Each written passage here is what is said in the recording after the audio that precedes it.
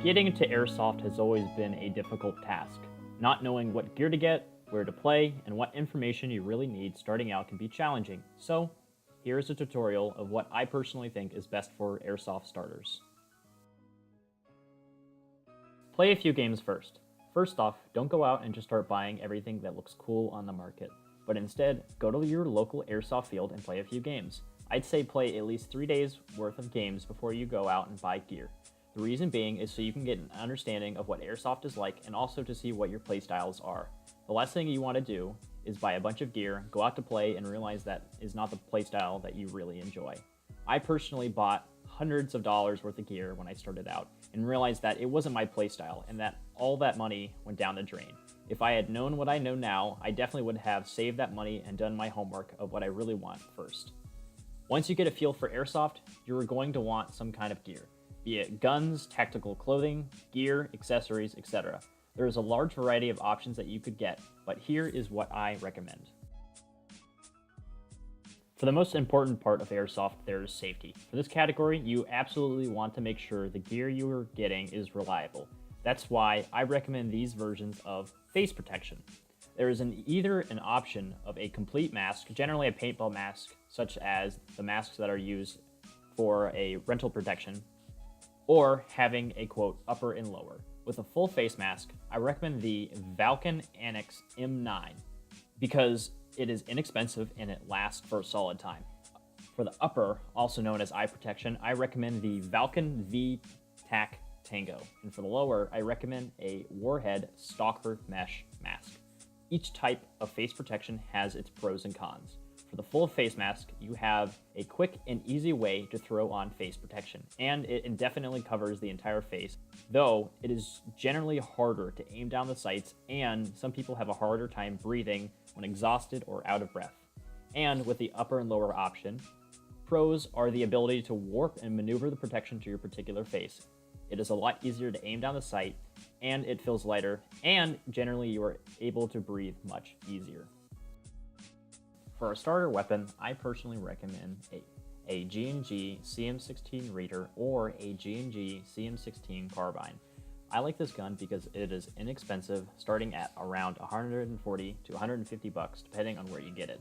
And it is incredibly reliable, being that it is durable, shoots great, and lasts for a long time. Now to get you some starter gear. I personally think the best gear to use before you truly want to invest some bigger bucks in Airsoft is clothing that you already have. Generally, the best clothing to use starting out is clothing that you don't mind wearing all day and getting dirty. In Airsoft, you will be moving around and getting your clothes dirty. Generally, a long sleeve shirt or hoodie with a pair of comfortable pants, such as jeans or sweatpants, will work perfectly fine. With every gun and set of gear, there are also accessories that are needed in order for everything to work.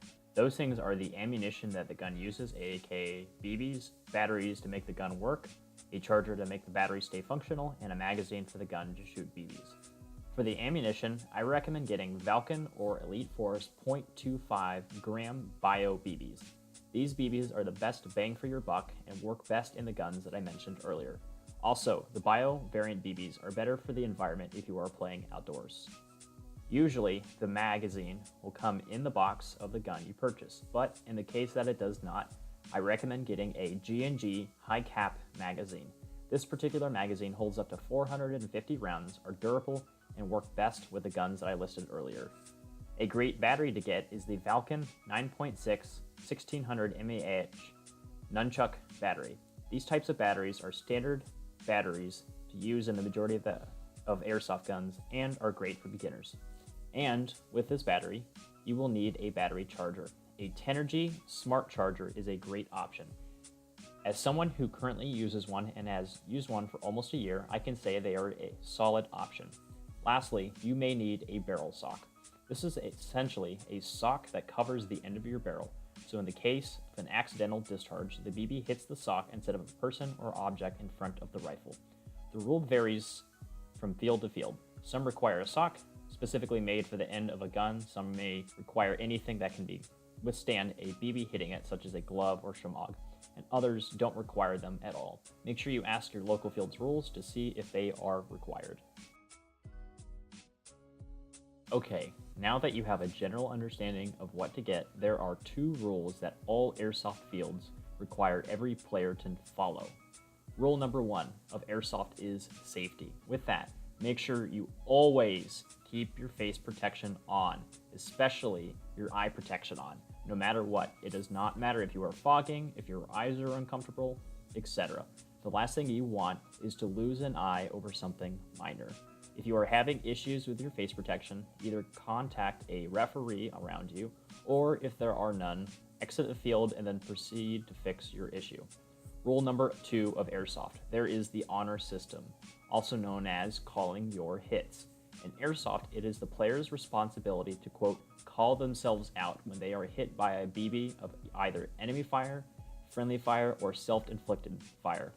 If a BB hits any part of the player's gear, be it a piece of clothing, plate carrier, skin, loose garment, etc., it is the player's responsibility to call themselves out by raising their hand, yelling hit, and returning to either the respective spawn or dead player location.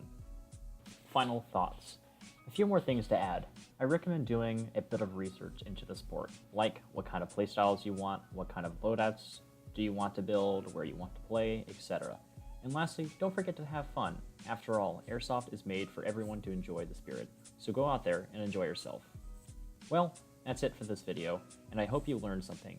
If you have any further questions, leave a comment down below. Also, all the stuff I mentioned in the video are linked down below in the video description. Thanks for watching, and I'll see you in the next video.